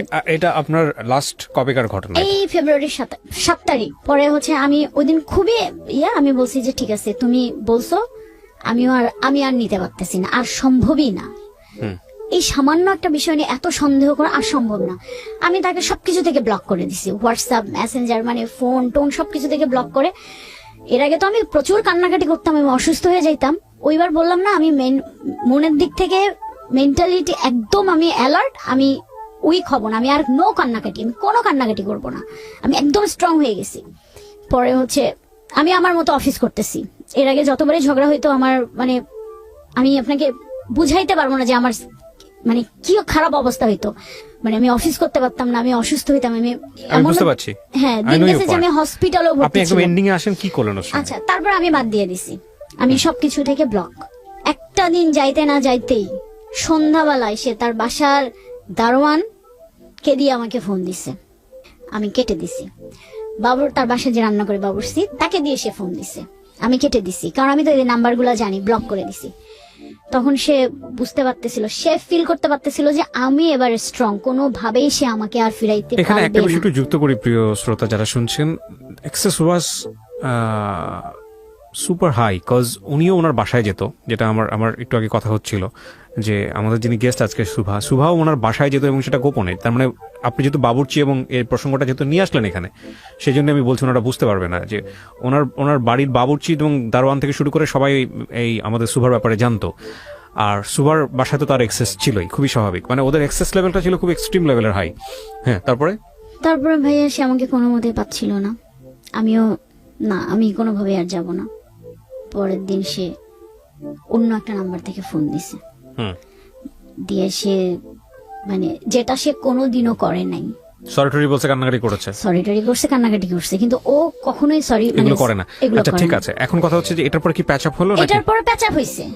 আমি আমি আমি করবো না এরকম করে 2 দিন চলে গেছে, 3 দিনের দিন সে আমিও তো ভালোবাসি, আমি তো পারি নাই, আমি আবার উইক হয়ে গেছি। কিন্তু সে যদি না আসতো আমার কিন্তু কোনো প্রবলেম হইতো না। সে এসে যে কান্নাকাটিটা করছে, সে ডেলিভারেটলি মানে ডেসপারেটলি আমার পায়ে ধরছে, আমার আর কিছু করার ছিল না। I know that. এরপর আপনি কি করলেন? এরপর আমি প্যাচ আপ করলাম, কিন্তু আমি তখন ওকে একটা কথা বলছি যে এগুলা করা আর যাবে না, যদি টিকে থাকতে হয় এবার কিছু একটা করতে হবে, আমাকে সন্দেহ করা যাবে না, গালাগালি করা যাবে না, আমি এগুলা নিতে পারি না, আমি পারবো না। আর তখন আমি তাকে জিজ্ঞাসা করছি তোমার ফিউচার প্ল্যান কি, কি করবা, কি করবা তুমি? তখন সে বলল যে আমাকে সময় দাও, তোমায় আমাকে কথা দিলাম আমি অস্ট্রেলিয়া যাওয়ার আগে তোমাকে আমি বিয়ে করে রেখে যাব। বয়স কত বাচ্চাদের? 11 বছর। দুইটা? না, একটা ছেলে না মেয়ে? ছেলে। ওকে। আর আমি তোমাকে দেশের বাইরে যখন যাব আমি তোমাকে বিয়ে করে রেখে যাব, আর তারপরে আমি ওখানে যাওয়ার পর তোমাকে 1 বছর পর আমি নিয়ে যাব। আপনি এগ্রি করলেন?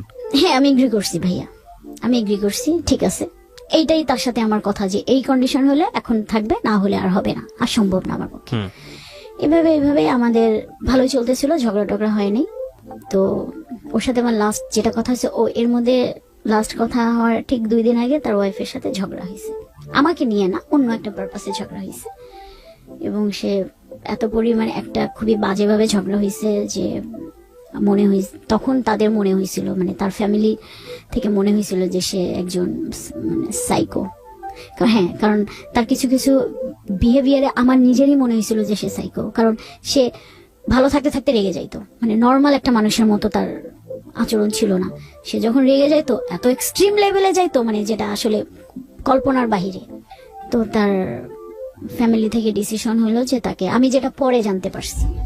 ওকে প্রিয় শ্রোতা, ছোট্ট একটা বিরতি নেবার আগে আপনাদের সবার জন্য বলছি, ঢাকা এফএম এর আরো একটি ইউটিউব চ্যানেল যেখানে আপনারা আমাদের এই অনুষ্ঠানগুলোর ভিডিও কন্টেন্ট দেখতে পাবেন।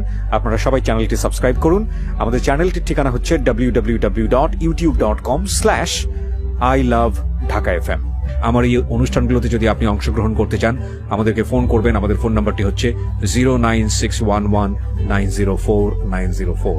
আমি আবারও বলছি 09611904904। ওকে, ছোট্ট একটা বিরতি। জীবন গল্প।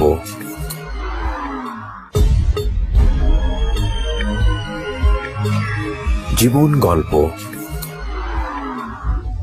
Welcome back once again. প্রিয় শ্রোতা, আপনারা শুনছেন জীবন গল্প। আমি আরজে কিবরিয়া আপনার সঙ্গে রয়েছি। আমার এই অনুষ্ঠানগুলোতে যদি আপনি অংশগ্রহণ করতে চান, আমাদেরকে ফোন করবেন। আমাদের ফোন নাম্বারটি হচ্ছে 09611904904। আমি আবারও বলছি 09611904904। ওকে, আমরা যেখানটায় ছিলাম তারপর। তো তাকে আমি 13 তারিখ, মার্চের 13 তারিখ তার সাথে আমার বিকাল 5টায় লাস্ট কথা হয়েছে।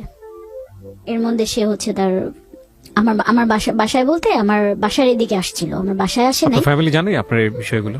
না না, হ্যাঁ ভাইয়া, আমার ফ্যামিলি বলতে এত কিছু জানে না, কিন্তু তার ওয়াইফ আমার বাবাকে ব্যাপারটা জানাইছে। জানার পর থেকে আমার বাবা টোটালি আমার সাথে কথা বলা বন্ধ করে দিছে। একদমই কথা বলা বন্ধ করে দিছে। আপনার বাবার নাম্বার পেলো কিভাবে? ওর মোবাইলে ছিল। তার মানে এটা কত এক্সট্রিম পর্যন্ত গেছে? হ্যাঁ, ওর মোবাইলে ছিল। মার্চের লাস্টে যদি আপনার কথা হয়ে থাকে? মার্চের লাস্টে কথা হইছে, তারপরে মানে রাত 10:30 পর্যন্ত কথা হইছে আমাদের, নর্মাল ঝগড়া না। এরপরে ওর নাম মোবাইল টোটালি বন্ধ, সুইচ অফ। কি হয়েছে আমি কিন্তু জানি না। আমি তো পাগলের মতো খুঁজতেছিলাম, কারণ যত ঝগড়াই হোক ওকে তো আমি চিনি, কখনো মোবাইল বন্ধ রাখবে না। মানে ও আমাকে গালাগালি করবে, বাট ও আমাকে মোবাইল বন্ধ রাখবে না। কিন্তু তাহলে সেখানে কি হলো যে টোটালি মোবাইল অফ? এরকম করে রাত 3টা পর্যন্ত মোবাইল অফ ছিল।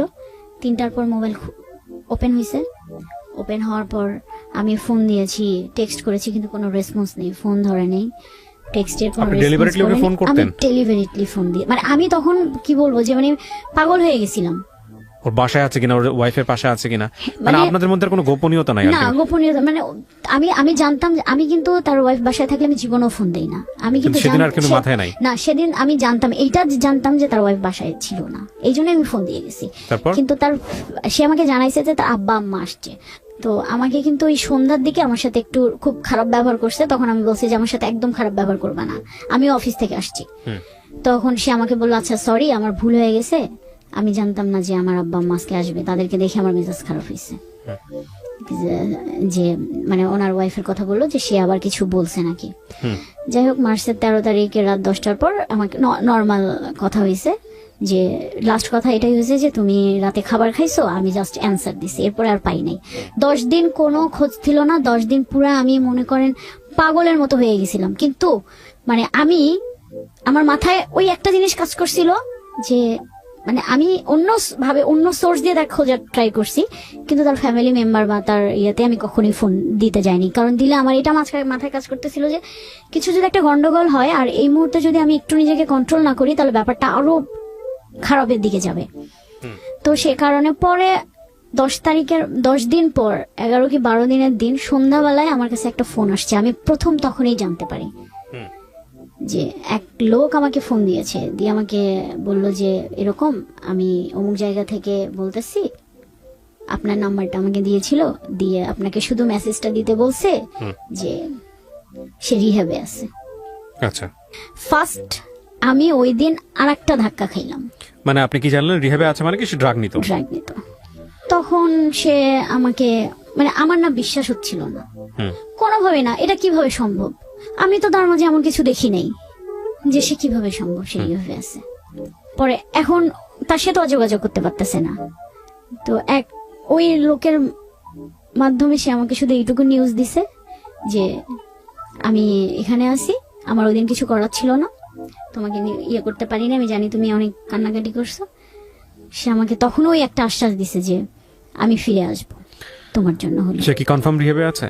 জি, আমি দেখে আসছি। রিহ্যাবে কি আপনি দেখে আসছেন? আমি অনেক কষ্টে মানে অনেক কিছু মানে তো ওনাকে আপনি কি কোশ্চেন করলেন রিহ্যাবে? আমি ওইভাবে তো যেতে পারিনি ভাইয়া, কারণ ওখানে তো আপনার প্যারেন্টস ছাড়া কেউ, তখন তো মনে করেন এমনিতেই আমি শুনেছি যেটা পরে যে 1.5 মাস 1 মাস ছাড়া তার প্যারেন্টসরাও দেখা করতে পারবে না। আর ওই ওনার ওয়াইফের সঙ্গে আপনার কখনো ফেস টু ফেস কথা হয়েছে? ফেস টু ফেস কথা আমার একবার হয়েছিল, ওই ফার্স্টের দিকে। বাসায় গিয়ে আপনি কনভিন্স করে আসছেন? না, বাসায় না, ওই আমার একটা রেস্টুরেন্টে দেখা হয়েছিল। এই পর্যন্তই আর কি ওনার ওয়াইফের সাথে কথা, এরপরে আমার হয়নি। আচ্ছা, কি বলেছে ওনার ওয়াইফ আপনাকে? ওনার ওয়াইফ আমাকে বলেছিল যে আমি জানতে চাই আসলে তোমাদের মধ্যে কি সম্পর্ক, বাট তখনও আমি ব্যাপারটা হাইড করে গেছি। ও বলছে না আমাদের, কারণ ওনার ওয়াইফ মানে এমনি টুকটাক মানে বুঝতে পারতেছিল, মানে একদম স্পেসিফিক কোনো টেক্সট বা কোনো কিছু পায় নাই যে যেটা মানে একদম জোরালো ভাবে সে ধরবে। বাট মানে doubt আমি জানি না, করতেছিল। যতটুকু আপনি বললেন, এটা যদি আমি আরো ইলাবোরেটলি ঘন্টাখানিক নিয়ে আসতাম তাহলে তো স্টোরির শাখা পোশাখা অনেক কিছু বের হতো, জি। সেটা বড় কথা নয়। কিন্তু আমি যতটুকু শুনেছি তাতে আমার কাছে মনে হয়েছে she is a very wise lady. আমি জানি না উনি কিভাবে কতটুকু রিয়াক্ট করেছেন ওনার সংসারে, বাট উনি অনেক ঠান্ডা মাথায় বিষয়টা হয়তো ডিল করার চেষ্টা করছেন। জি জি। এবং আমি অবশ্যই ওনাকে আমার এই অনুষ্ঠান থেকে রেসপেক্ট করি। 1 2 নাম্বার হচ্ছে যে আপনার এই গল্পটা আপনি কেন বললেন? আমি আগে প্রশ্নটার অ্যান্সারটা নেই, তারপর আমি আমার কথা বলে অনুষ্ঠান শেষ করবো। ভাইয়া, আমি এই গল্পটা বলতে আসছি এই কারণেই যে আমি তো ভুল করেছি, আমি চাই না যে আর কেউ মানে এরকম একটা সম্পর্কে জড়া। ভুলটা আপনার কোথায়? ভুলটা এটাই যে আমি একটা ম্যারিড পার্সনকে ভালোবেসে ফেলছি, যা আর তার থেকে বড় ভুল যে এটার কোনো ফিউচার নেই, এই সম্পর্কে কোনো ফিউচার না, নেই। কিন্তু আপনি কারোর প্রতি ফল ইন হয়েছেন, সবকিছু জেনে শুনে তো মানুষ ফল ইন হয় না। মানুষ ফল ইন, আমাদের সায়েন্স যেটা বলে, মানুষ এক নজরে দেখেই প্রেমে পড়ে যায়। হ্যাঁ, মানুষ এমন হয় যে পাশ দিয়ে হেঁটে গেছে, শরীরের স্মেলেই প্রেমে পড়ে গেছে, যায়, জি। এরকম ঘটনা ঘটেছে। সেখানে আমাদের দোষের কিছু নাই। কিন্তু আপনি 2 মাস যখন ওনার সঙ্গে এরকম সম্পর্কে থাকার পরে যখন জানতে পারলেন, ও আপনাকে যখন কনফেস করলো যে হি ইজ আ ম্যারিড গাই, তখন আপনি আপনার এই ইলিউশনের জায়গা থেকে হোক, ভালোবাসার জায়গা থেকে হোক, আপনি ওখান থেকে বের হয়ে আসতে পারেন নাই। পারিনি, জি, Right? পারিনি। আচ্ছা, এটা না পারাটাও আমি আপনার দোষের মনে করি না, হয়তো এটা সময় লাগতো, কারণ আপনি মেন্টালি উইক হয়ে গেছেন। কিন্তু দোষের জায়গাটা কোনটা জানেন? দোষের জায়গাটা হচ্ছে আপনি সেখান থেকে অ্যাডভান্স লেভেলে চলে গেছেন। মানে আপনি যদি এগ্রি করেন তাহলে আমি বলবো যে না, জি ভাইয়া। আপনি যতটুকু ছিলেন ওখানে, হ্যাঁ। তখন থেকে যদি আপনি আরেকটু সামনের দিকে না যেতেন, যেটা হয়তো আমি একদম খোলামেলাভাবে বলছি না, যেটা হাজবেন্ড ওয়াইফ টাইপের রিলেশনশিপে চলে যাওয়া এবং ওইভাবেই লাইফ লিড করা, ওই জায়গাটায় আপনি যদি না যেতেন তাহলে ডিপেন্ডেন্সিটা একটু হলেও কম হতো। বারবার আপনার ব্রেন সিগন্যাল দিত যে মানুষটা ম্যারিড, এই মানুষটার একটা জীবন আছে, এই মানুষটার একটা বাচ্চা আছে, আমি চাইলেই সেটার ক্ষতি করতে পারি না। পারিনি, জি। সো আপনি যেহেতু ওইভাবে ইনভলভ না হলে, তাহলে আপনি হয়তো ধীরে ধীরে ওখান থেকে ধীরে ধীরে স্কেপ করতে পারতেন, escape করতে পারতাম, এবং জি। সেটা খুব ওয়াইজ ডিসিশন হতো। হ্যাঁ, কিন্তু না যেটা করে আমি আপনি আরো এক ধাপ ভিতরে একদম চলে গেছেন, ভিতরে গেছি। এবং ওই একদম জেনে শুনে বিষ পান করছেন যা থাকে কপালে। হ্যাঁ, এরকম। যা থেকে কপালে। এটা ভয়ঙ্কর রকমের ভুল সিদ্ধান্ত।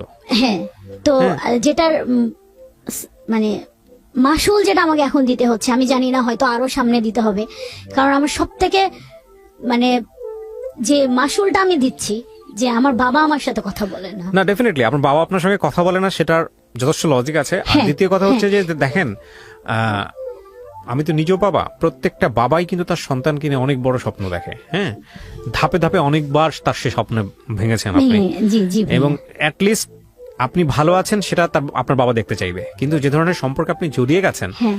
আমি নিশ্চিত এই ছেলেটা যদি কালকে রিহাব থেকে বের হয়ে এসে আপনার সামনে দাঁড়ায়, আপনি টালমাটাল অবস্থায় চলে যাবেন, আপনি আবার তার প্রতি ফল ইন হবেন।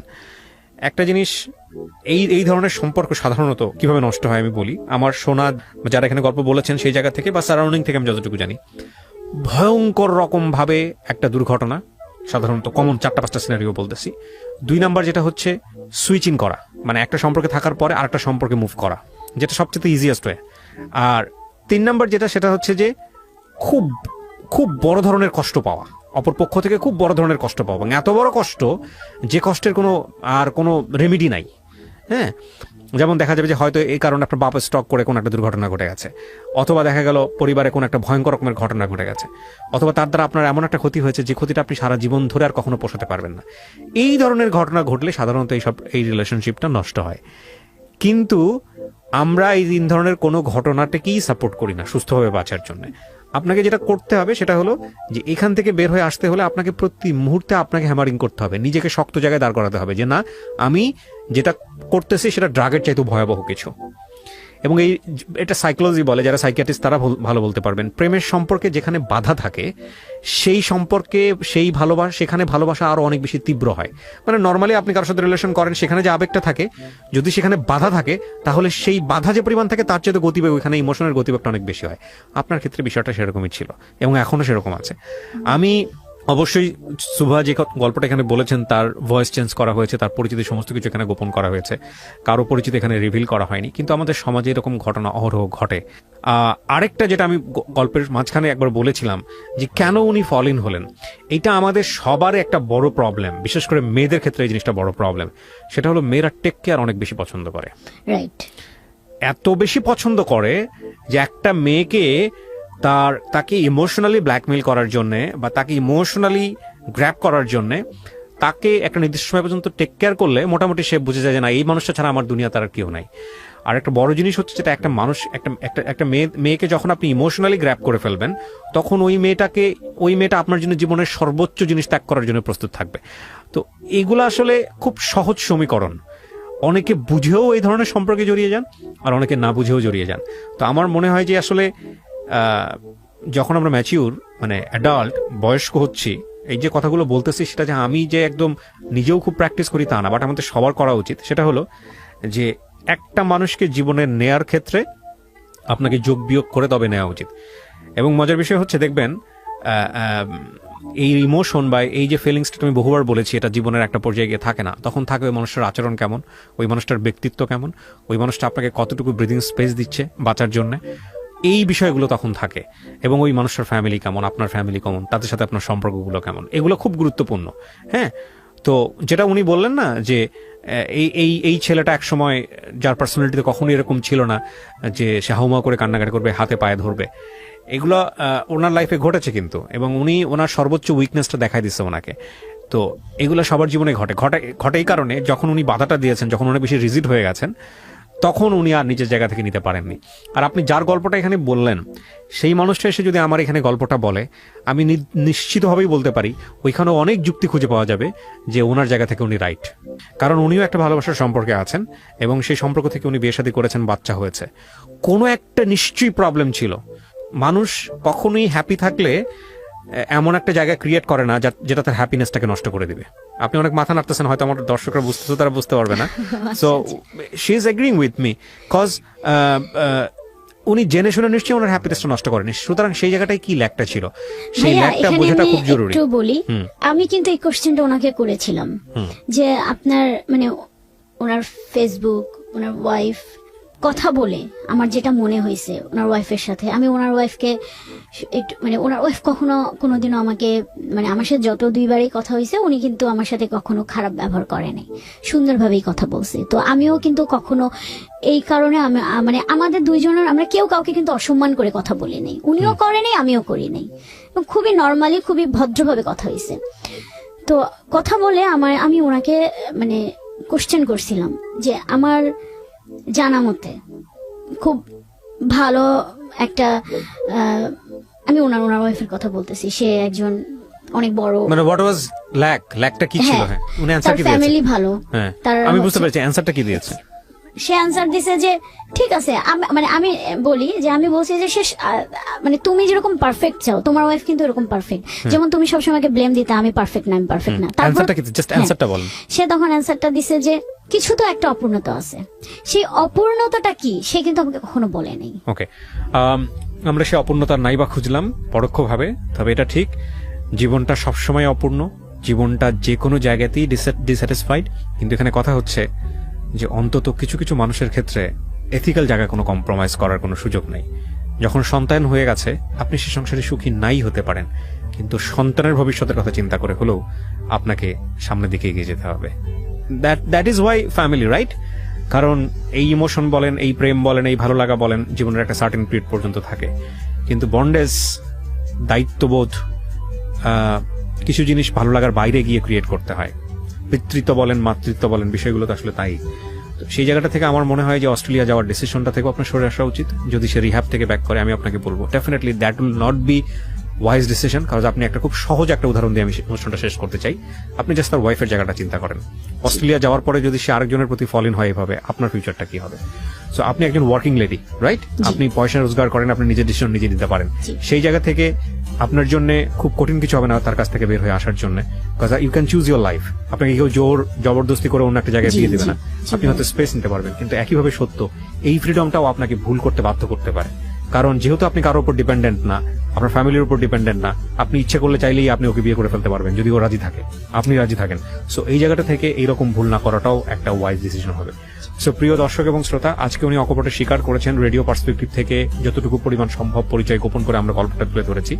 এই গল্পের সেকেন্ড পার্টটা এটা আরো ভয়াবহ, যেটা ওনার জীবনে আসেনি, সেটা অনেকের জীবনেই হয়েছে, আমি নিশ্চিতভাবেই বলতে পারি।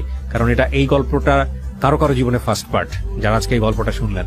সেকেন্ড পার্টটা নিশ্চিতভাবেই এরকম যে সে হয়তো বিয়ে করবে এবং বিয়ে করার পরে তার যে জীবনটা হবে সেটা হবে বিষময় জীবন। আমরা সেই সেকেন্ড পার্টটা দেখতে চাই না কারো কারো জীবনে। যারা ঘটে গেছে তারাই বুঝবেন যে আমাদের সুভা আসলে কত বড় প্রবলেমের মধ্যে আছেন।